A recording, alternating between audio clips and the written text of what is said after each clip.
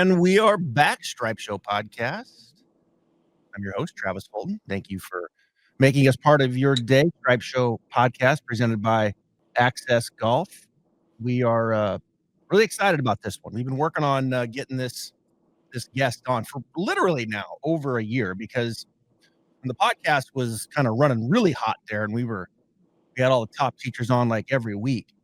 This guy was going to come on, and he had to have hip surgery. Yeah, I flew over the handlebars of my mountain bike. Okay. Shattered my pelvis.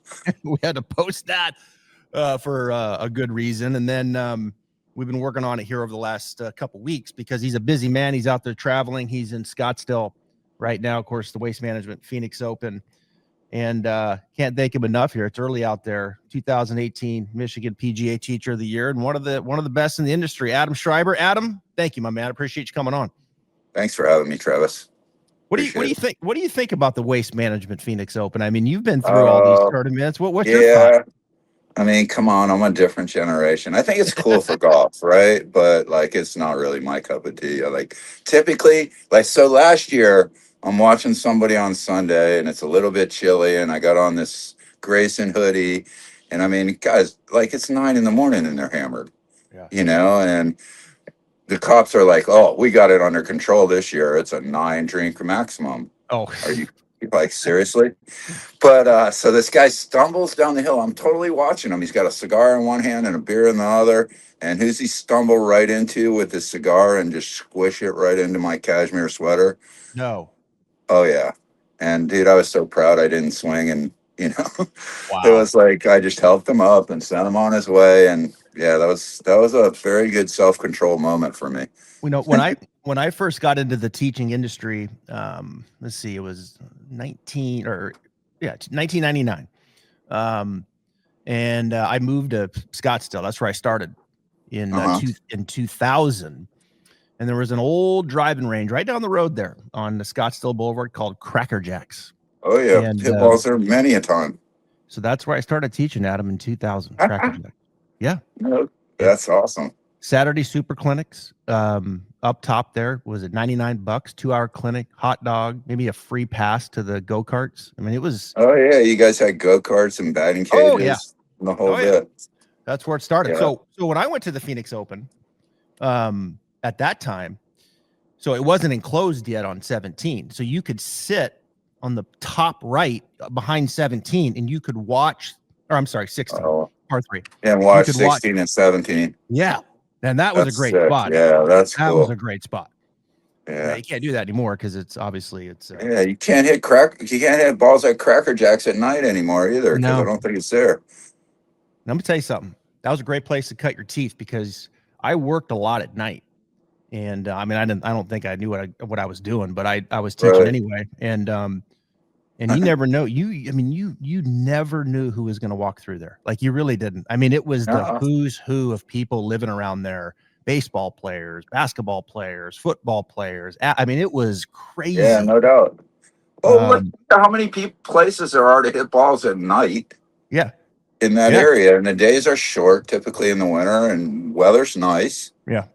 It was one of the first ranges where the ball came up on its own. Yeah, that's right. It was one of the first. Yeah, I remember that's right. They would buy a card, and people couldn't figure it out, Adam. They couldn't figure it out. Like I was probably one of those guys. They're like, where are the golf balls? Like, no, you take the card and you scan it, and then the ball comes up. And what? Like, it was like. Yeah, I know, that was a trip. It was it was like now it's like, that's just like modern day, right? But now it's I mean, at that time it was, you had to explain it to them. I can't tell you how many people I'd show. Anyway, Phoenix Open. Let's talk about let's get into some stuff here. I want to get to JJ Spaun eventually. Okay. He he's a guy that you've worked with for many, many years, and I'll never forget when he won the U.S. Open last year, and the camera goes to you and Josh Greger. I was very happy for you guys. I mean, that was a really cool moment.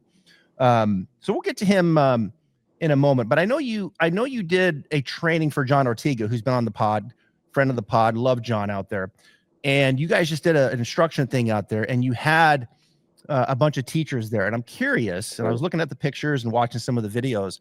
What were one or two things you think that could have stood out as you were going through the training that seemed to be a real conversation piece for, let's I say, a mean, lot I of these? think this AP force that everybody talks about is like the hottest new term. Like it's something new. Like, it reminds me of the D plane 5 or 10 years ago, right? Like So explain that. So explain that to my audience. AP force. AP force, they call it applied pressure. It's like how your foot pushes to make your trunk move, basically. And, Mhm. they work in opposites, basically. Like never seen a hockey player skate in and slide his lead foot back to clear. Right. You know what I mean? So it's basically, it's very similar to how a hockey player would hit a slap shot, right?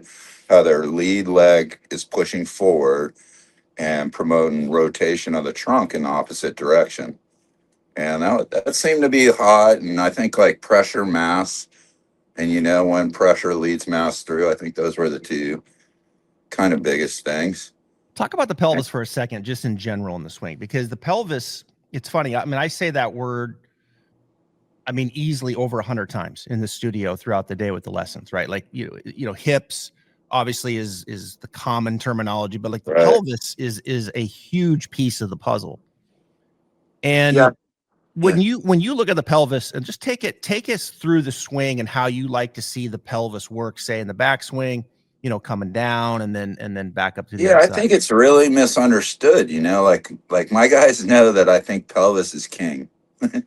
That's like I think it's the floor of your swing, man. I think if it's Mhm. not moving right, like you're going to ask yourself, you're subject to injury, number one, and you're probably leaking pop. You're probably losing power.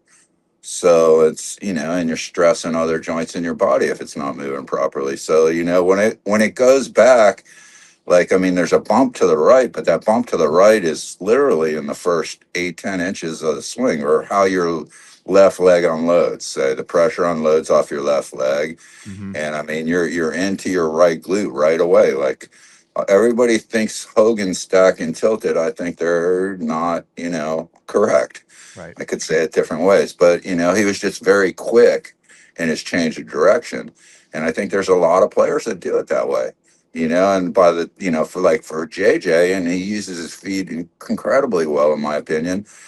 By the time his left arm, he's fully unloaded, say at 8 o'clock, right? And by the time his left arm's parallel to the ground in the backswing, he's reloading. You Let's bring know? that in. I got a swing here of JJ. This is a swing that you sent Yeah. me right So here. yeah. So we do some stuff like I did this with AK years ago. Like he'll do Mhm. toes up early to help him not sink into that left leg. So like in that first right there, Mm. that first 8-10 inches, you can see the unload right. And then Mhm. the right leg's pushing back and basically promoting the turn and the rise and the Yep. fall. I, you know, The and rise, real probably the quick. biggest term at that Johns thing, now that I think about it, was the fall. What Okay. is the fall? Right. You know what I mean? Because I it's think I like saw a video. I saw a video on that we on the hear fall. everybody talking about it these days. It- it's a trip, and it's like it's something new. Like I don't know Mhm. if you ever saw the video that Anthony did with Tiger on the range at Riviera a Yeah. bazillion years ago, Yeah. right? And Yeah. Yeah. he's talking about how his feet, or how his hips were turning counter his shoulders. On the backswing, my hips retard. Basically, they turn towards the target. Mhm. Well, that's what he felt, right? Yeah. Well, what do you think that was? I think that was pure AP force. We didn't freaking call it AP force. We called it coil. I don't know what we even called it. We called it good. Yeah. But and we knew it was correct, but we didn't have all these silly terminologies that we have today. So But yeah, the word that you mentioned that I think's key in the pelvis, and like you were talking about the the rise. rise, the Yeah, right it's like side. rise and tuck, right? Yep. Like what's a pitcher do? You know what I mean? Mhm. Like where is he at the top of that whole pattern, right? Yeah, like it's rise, it's tuck, and man, it's the epitome of a stretch shorten cycle after he steps, right? Mhm. Like there's no freaking way you could put your arm in that position in a mirror Right. or any other way but through dynamics, right? I think the perception though Okay. And this is a conversation. Uh-huh. It's amazing. I think the perception, though, and I want to relate here to the amateur player and people who are listening to this. I mean, I had a guy in here. I had an assistant pro in here, and we have talked about this to great length. His perception, and I think a lot, was that the pelvis was level, right? And so it was like I turn my shoulders, right? And I resist a little bit with the lower body, and the pelvis is level, like almost like I'm going to launch, right? I'm going to kind of push and launch rather than letting the right side of the pelvis climb, and rise. And so as a result, with his pelvis level, he was a good player. He'd launch but then he would, he'd fall back late, right? And he'd have a lot of back pain, which we see with a lot of players. Yeah, I was And going to say, holy draws, right? Right. And so when I first showed it to him and he started feeling how that right side would climb, a little more extension up into the spine. And he literally felt like he was climbing up. Right. But then he went and hit balls for a couple of days. He goes, Travis, he goes, my back never hurt at all. Yeah. That rise is key. Oh, it's massive. Have you ever seen Pete Cowan's image of the spiral staircase? Just unbelievable. Yeah. I mean, I watch Yeah, it. I think that's pure genius, right? Like that's so like to your buddy that thinks his pelvis shouldn't, turns level, is it not on any tilt? Right. You know what I mean? Because it's just working around the tilt is all it's really doing, and it's letting your legs kind of get strong and, be able to leverage the ground if it works around that tilt. But weren't the 80s and the 90s, wasn't that kind of the message? I mean, for the most part. I taught it, and it's kind of messed up. Like I taught too much X Factor, I would say. No, But yeah. it wasn't, I didn't teach level, but I taught X Factor. Yeah. Okay. And, and maybe it was default because like I was big with Anthony Kim at the time, his ability to have thoracic mobility, like he could sit in this chair and, turn 100 degrees. Like his thoracic mobility fit that model, so to speak. But I think we still could have got more out of his legs had I done it differently because his legs were incredibly strong. Mm-hmm. So if I have to critique myself, it's like a B, somewhere in there. I think we've all been there, right? I mean, we've all been.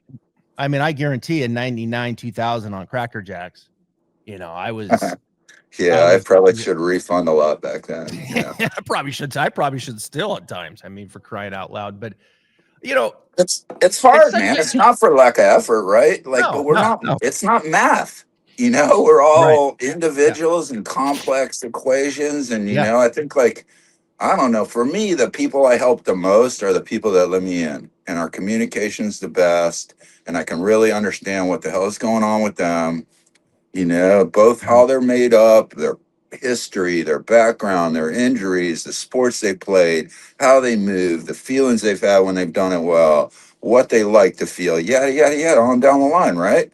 Yeah. And that's like where you can get in there and be creative and really help somebody, One thing, and I want you to talk about JJ here from the target line. Sure. I just love his swing. I mean, his swing is so good. I mean, I use it. It's just like, it's like one of those swings that you can point to so many components and say, hey, that's, when you're trying to show something, like you can point to so many components in his swing and say, yeah, that's kind of what we're looking for, Yes. And from the target line view, this is something that I, and kind of continue on with the pelvis is the right side climbs. There's a little change of knee flex. And when you look at right here at the top, watch this little window open up right there. Like there's that little space in there.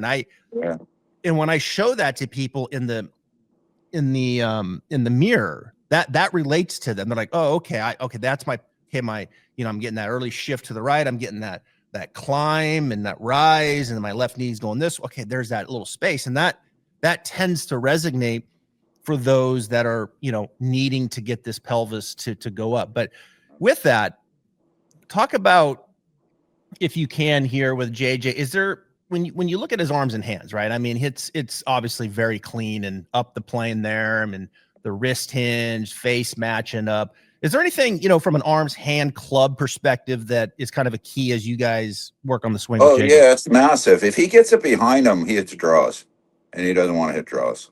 And we feel like we're team two-way.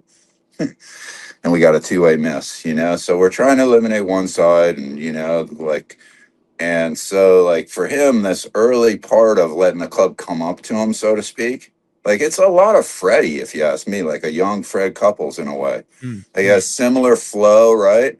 And yeah. the way the club just kind of floats up to him and then follows his Interesting. turn, right? Interesting. Yeah. Mhm. And you see the tuck and the coil downstairs early, and then when you see the left knee go forward, that's the change of direction. That's his AP force, right? Mhm. That's him pushing through that ball of that left foot to start to, like. And to me, my favorite part about his swing is the way his pelvis deepens in transition, Mm. right?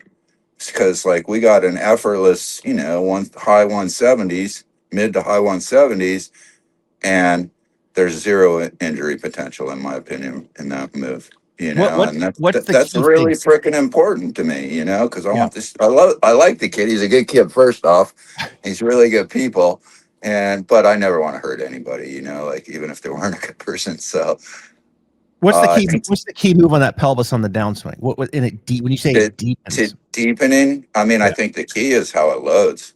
Like you got to make that a reaction, right? Okay. Like that happens so freaking fast, right? Mhm.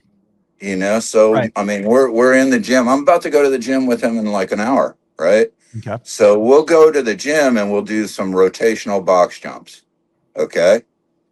And I'll make him go like a half a body length forward and do a 180. Mm. All right, I've and seen and that. I've through seen you do that. through like a golf motion.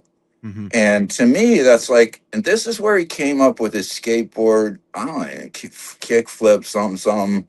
You know, I don't know what it is. I don't really care.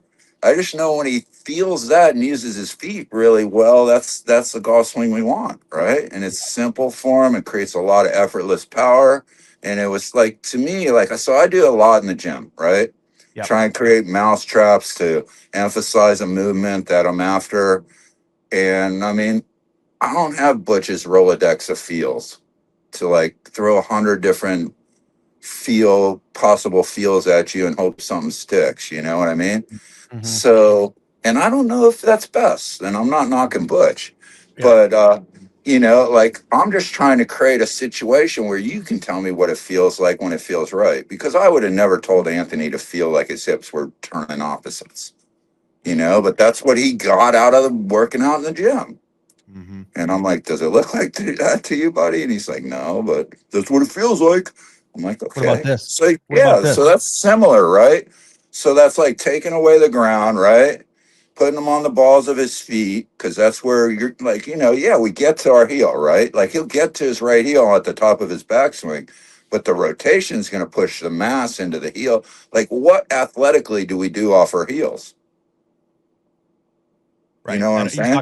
you're talking at address, right? You don't want to be there at Yeah, address. I'm Yeah. talking at address, and I'm Yeah. talking like I'm talking like us golf dorks in a way. Like, like I think we're all talk about how it loads on the inside of the right heel, and then we clear into the left heel, and that's pure Mhm. rotation, and that's what all the foot traces show, and blah blah blah blah blah. But that's nowhere where the push is coming from. You know Mhm. what I mean? Right. So like, yeah, the pressure eventually gets there, and I think like the average Joe is really subject to misinterpret crap like that. Mm. You know, Yeah. so I think it's good. I think that's good advice, right? You're not setting up on the heel. You're not like no, you're you're setting up not. dynamically. Yeah, everything we do in sport, is that way, So, like that to him feels like, he could dive or play shortstop or, skateboard, really, Mhm. So, and the kids, like I told him, his superpower is his feet, like I don't know a lot of tour players that could go to a skate park and do some of the crap he could do. And to be able to take advantage of leveraging the ground that way and promoting rotation is what we're after, you know? So, like, and no knock against any other player, but like when you watch him and Victor, like at the US Open stuff, like one guy looks like he's not working and the other guy looks like he's working really hard, in my opinion, you know? Mhm. Mm. So, and that's a sign of something Yeah. not correct, you Mhm. know? And that's just my opinion, Mhm. right? It's like, I used to go to a lot of baseball. One of my best friends is a scouting director for the Cardinals for, 30 years, has 10 World Series rings. And he used to take me to games and we'd watch T pitchers and he'd be like, Shrubs, you see these two guys, they're both throwing 90 whatever, He's like, look how much easier the kid in the Reds working, He's like, I'm going after him. He's got 20 years, no injuries, Wow. you know. Wow. And the other guys, they might have been just the same speed wise, blah, blah, blah, blah, blah. But, like that's how and I've been really fortunate, like, for a kid that grew up on the wrong side of the tracks to have crossed paths with so many cool people that have taught me so much. And, I think the one thing I do pretty well is listen, so. So let's go back to this. Let's move to the downswing here, because I think that's people listening. You get set up here. You can see JJ standing on this foam roller and his heels. Yeah. So like we're basically practicing like, your lower body, right? If my shoulders are say the wings of a wind up airplane, right? The one we all had as kids, right? And that's anchored in my pelvis. Okay. And, supposedly my obliques turn my T-spine, correct? So we're trying to get a feel for how if that really stayed linked, how would affect your lower body, right? And I think that's like has a lot of the effect of the pitcher, right? It creates the tuck, it creates the rise. So like we're working a lot on that load, so to speak, whatever you want to term it, to make the transition very natural, Talk about the tuck. So we got the rise. Talk about the tuck. So the tuck's like it's like going under you ever so slightly. You know what I mean? It's definitely not deepening in the angle, right? Because if it like your buddy stays deep and stays level, so like you see it early there, right? And then about 3/4 of the way back, he's changing directions already, right? And that's where you see the left knee go forward. But like, yeah, it's like a lot, like right there, it's like the pitcher, right? The rear's going under you, and then it's like really going to be able to react and create space. You know, it's a tough move to teach, man. I think. Yeah. And it's like you gotta you leverage the ground right. So we'll do a lot of stuff, with resistance on our shoulders, right? So I use 3 principles to train guys, right? I use resistance of bands or cables, right? So I'll try and anchor it behind his left shoulder or in front of his right shoulder where he turns pure on plane. And then the push from the feet is something he has, and you try and hit that threshold of, okay, what's too much where he's going to do it crappy and what's just enough that's going to get him really to leverage the ground, right? And that's a tough call sometimes, but they got all kinds of flywheels have become my best friend because like the variable resistance of the flywheel and creating the flow of that is something I'm really enjoying working with in the gym. But it's not for everybody, So like we'll use resistance to try and get the feel and how he's got to torque it through his feet. And then I'll use weight a lot, like those heavy sandbags up here and just make them wind and load. I mean, you're not going to do anything but support the weight. You know what I mean? Yeah. And then that's going to innately make people move better, and then I try and do things very fast in confined time. Because I think if you can, a moving ball forces efficiency, right? So how can I somehow create that in his motion with a quick, so we'll use the bomber, from Mach 3 guys, right? So the heavy kind of flexible things. I'll throw some unstable stuff under his feet, make him come from a start forward and swing fast to the top of his backswing. Right. And that'll also create like some push in his feet, some tuck downstairs, and hopefully the proper movement. But like none of this stuff is for everybody and works for everybody, in my opinion. But I feel like most of it works for somebody. You know what I mean? So it's like that's where AI is never going to replace me. You know what I mean? Yeah. Because I Right. still got to watch and see, like, dude, you resonate to this one so much better. Or when we put something unstable under your right foot, it really makes it work properly, or blah, blah, blah, blah, blah. So like that's where the coaching's imperative, right? Yeah. So like, and And fortunately, it's not all math equations. Otherwise, it would be auto fix for AI and we'd all be out of a job, you know? Um, but it's never been that way. I don't think it'll ever be that way. And, there's a lot of pieces in the puzzle, right? So before we transition to his putting here in a minute, All right. so look, this is pretty cool. 2020. Here's JJ stats. 2022 strokes gain approach. He was 84th on tour. 2023 he was 51st. 2024 he was 17th. 2025 he was 5th. That's pretty cool. I mean, just the constant improvement. And of course, he won the US Open, in 2025. His driving off the tee is 41st. And if I said to you, JJ hits it 306 off the tee on average, I know. that Pretty is efficient, huh? that is like that's not talked about enough, Adam, that he hits it 306. I know. And he's Brandel and I used to help Brandel years ago, right? yeah, And Brandel came up and said, "Is he long enough?" I'm like, "Dude, he's fucking plenty long. He's plenty long. he's plenty long. You know, like he's like, no way." And then Brandel had looked up the same stuff and came back. He's like, "Shred, you're right. Yeah. Like his ball speed's freaking awesome. Like, yeah."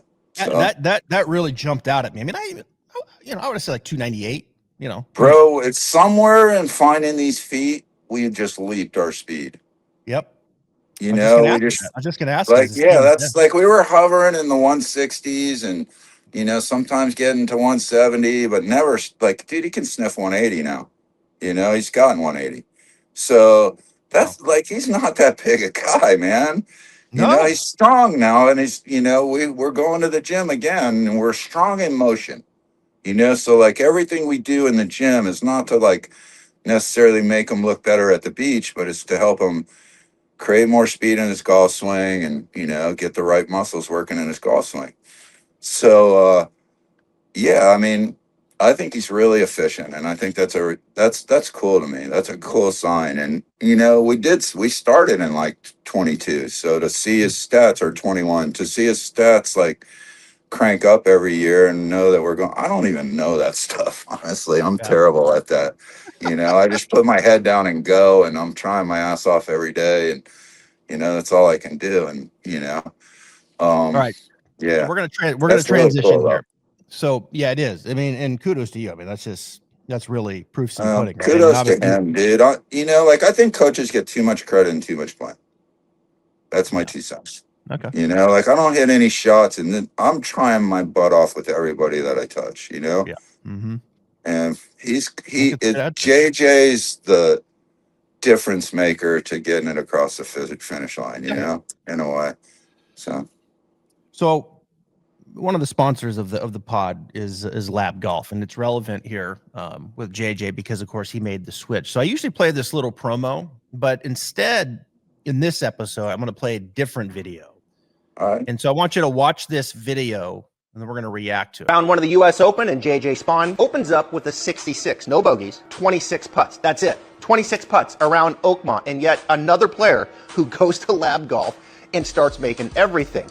JJ, a couple things about his stroke. He's also a guy that goes left-hand low. Now, I like left-hand low for those who tend to break down at impact. Okay, a little flippy at impact. Also, I like it for those who get a little tilt, or maybe the right side gets a little too dominant and on top. That left-hand low builds up that lead side, a little firmer through the stroke, but it also levels out the shoulders, and it squares up the shoulders. I love that about JJ's putting setup. And then from there, like JJ, wait a little left, backstroke a little longer than the forward stroke, and I bet you start making more putts, just like JJ Spaun with Lab Golf. So your thoughts on that, JJ with Lab? I mean, you had a little something to do with that, didn't you? Oh yeah, no, our speed was awful. Like it was this time last year. Honestly, we went to Torrey. He had striped it in Palm Springs. We weren't in anything, by the way, this time last year. We were trying to play our way in everything. And he flushed it at the Amex, top 5 and tee to green. And I think we finished, 30 something or something like that. Mm-hmm. Actually, no, we might have backdoored like a decent finish. We go to Torrey and he shows up with a Scotty, you know, and nothing against Scotty. It just doesn't fit everybody, right? Mhm. And honestly, I think he's an artist on the green. Like, he's not a very linear putter. He sees like entry points in the hole, and you know, he kind of paints a picture for himself, and he's a real feel guy. So, you know, I think the Scotty's like, he's really good from 15 and in, but our speed was so bad on our lag putts that I just lost my shit after the round. And I'm like, bro, we need something with some MOI. I said, I don't care what it is. You go find it. We need something with some MOI. And I really like the labs, you know. And next thing, you know, next day he's out there with that guy, and we haven't looked back since. So, Yep. you know, and it's like, it's interesting because, you know, like, people look at that putter from a distance and they're like, oh my gosh, it looks like a branding iron or whatever. Yep. All he looks at is that leading edge, which looks just like the Scotty, is what he tells me. He's like, I love this. It's just like the Scotty. Interesting. Yeah. So it's like, yeah. So, I mean, and it's, those guys have been great to us. Sam's been great to us. Joe's been great to us. You know, like, yeah, it's been a great relationship, and it's definitely helped them boatloads. He was. There's a lot of examples. I mean, I remember when Lab came out, it made a lot of sense to me. And I've known Sam for a long time. Had him on the pod in the early days, and I had the first giant branding iron, dude, oh yeah, and my players were giving me so much crap. yeah. You know, and I will say this, Sam Ryder would be like, I don't know why, Schriber, but the ball rolls better when you use that. Your And old he's one? probably, what's that? Yeah, the old one. And he's like, the old, yeah, yeah, the old giant one that Ricky uses sometimes, right? right. Yeah. And, you know, and I mean, I caught so much grief, but, you know, the theory made sense to me. And I mean, I feel like as a coach, we got to try that stuff out. Oh, Like, sure. you got to throw yourself in there and see if it has any merit, and, you know, check it out. I remember when so when they, you know, they obviously made a lot of with the long putter, right? They made a lot of headway with the long putter, and they've helped a lot of players. Obviously, Lucas Glover, Will Zalatoris uses it, and I had Josh Gregory on, and we did a full episode on how they built the long putter with Will in because I didn't feel very good teaching the long putter, Yeah, and what nor do I. so I spent a lot of time with Josh, and I've gotten Mhm. better at it. And I actually taught myself. I got fitted with Lab when I taught myself, and I actually got pretty good at it, you know, just putting with the long putter. But that's kind of where they got their start, you know, really, you know, Yeah, for sure. some of the longer stuff. And then it's like, wait a minute. I mean, these conventional ones are pretty damn good too. And it's just amazing. You just don't see very often a product come in and just make that significant of an impact. You know what I'm saying? Like, I mean, it's like, it was like for a lot of players. I mean, a lot of players. I'm not saying it's for everybody, but I'm saying it's for a lot. I mean, the proof's in the pudding. So, No, well, I agree. I mean, the whole theory is so cool, right? The yeah, face balance to the plane, to the angle, you yeah, know, yeah. and you know, line it up, stay out of the way, and let it go. Let it go. You know, Let it go. it's I mean, pretty good. Have you ever seen Sam swing it? I've seen some of his videos, not in person. Oh, dude, it's freaking so pure. Is it? Like, I told him, yeah, the guy looks like Einstein, and he's crazy, and you know, he's a brilliant guy. I told him he needs to go around the country hustling, because, like, I mean, dude, you play him for everything, and he just stripe on you, and if you aren't ready, you get owned. I'm telling you, he's really, really good, and obviously All he right. can play. All right, I'm gonna play this video. A little something here. We're gonna switch it up. A little something we call show. This guy sent me a video, and it's a good one. Let me pull up his name here. I think it's Paul. I think it's Paul Broadhurst. I apologize. He listens to the pod, but anyway, We'll go with Paul. his notes struggles with a push, kind of a push, maybe a little overdraw. It's good play. It's good. This is a good swing here. I want to play it a few times for you. Okay. So let's give him a few thoughts here on his swing. So we'll slow it down here. You know, obviously this guy can play a little bit. Where's he from? I'm not sure. So there's his iron swing, and then you got the driver. You see here, he said he pushed this one. Got a nice slow swing here. Good stuff. I mean, yeah. What do you see here? Anything? His Tennessee. So I see a really strong face when we watch from down the line on the iron, right? Like makes me think he's like got a hockey kind of hinge. Like it looks very hockey hingy. So that'd be the first, right? This way? Yeah, like a this slap way. shot, right? Yeah, Yeah, like right. Yeah. very, very strong face. Very strong. Yep. Yeah. And then when you watch like the right hip load, it's kind of like doesn't have much depth, right? He wants to hit a fade. That's when he's cruising. Is right. When he's hitting that little cut.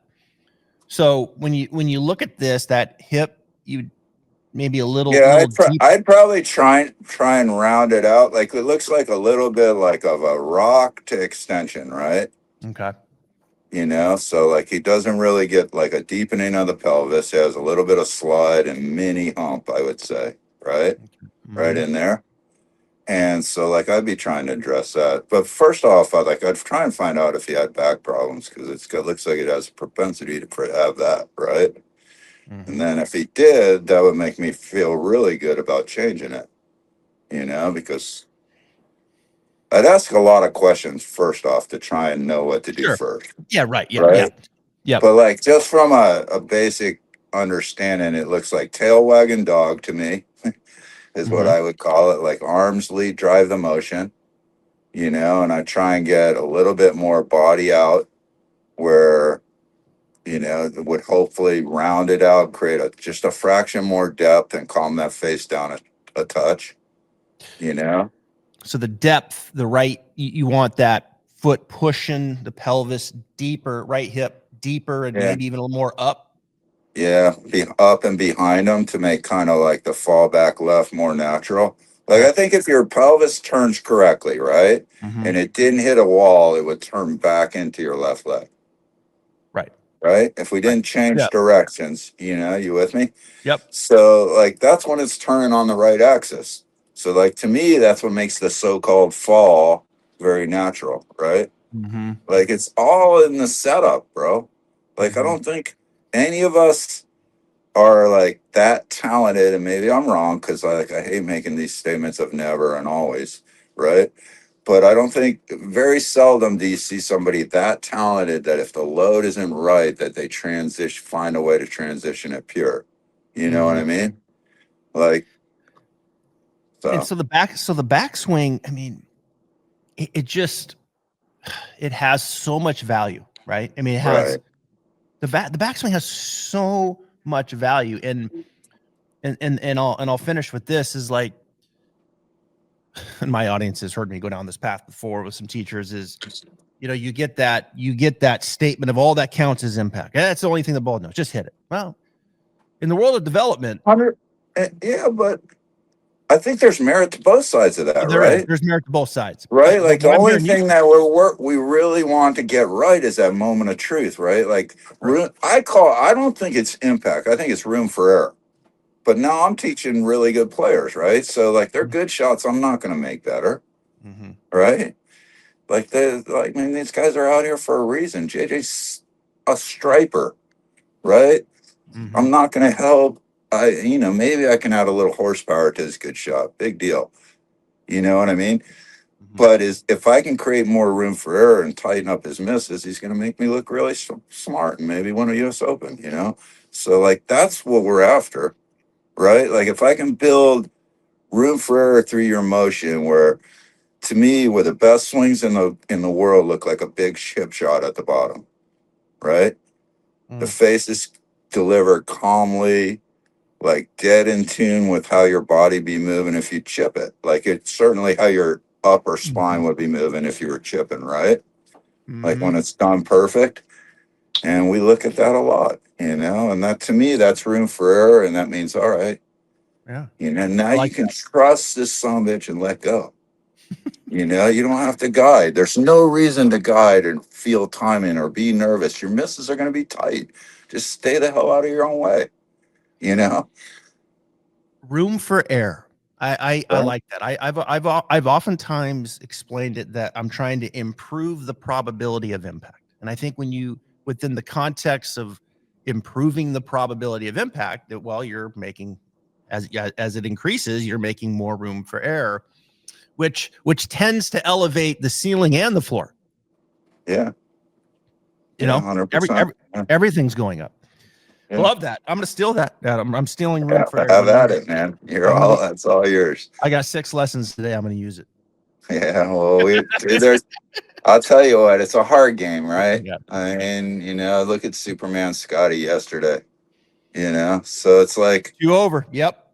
like, man, soon as the 3 most dangerous words in golf or 4 or whatever it is, I got it now, like, I swear to God, like, it's crazy, but, we borrow it hopefully for a little while and we work hard. And if you respect the game, Yeah. I think that has a lot to do with how often you get to borrow it. Yeah. It's good stuff. That's really good stuff. So many nuggets in there. And I'm glad we stayed committed to getting this done because this was fun. Yeah, There's a lot of stuff in here. I can't thank you enough, Adam. Best of luck out there. If you're here for the players, we always do a little get together here in the studio. So I'll send you a note and John comes over and some others and love to have you. All right. Sounds good. Yeah, I'll definitely be there. Hopefully we got redemption. We want to get there. I know. I didn't want to bring that. It's all good. As I was saying that, I'm like, all right, like that's all part of the process, right? It is. Like without that, we don't hoist the Open trophy, but it's hard to see at that time. That's for damn sure. I mean, just some incredible golf. I mean, my goodness, right? I mean, what a stretch of golf, and keep it going, man. We'll see you here in Ponte Vedra in a month. How's that? All right, sounds good, man. All right, be well. Thanks, Adam. All right, see you, bro.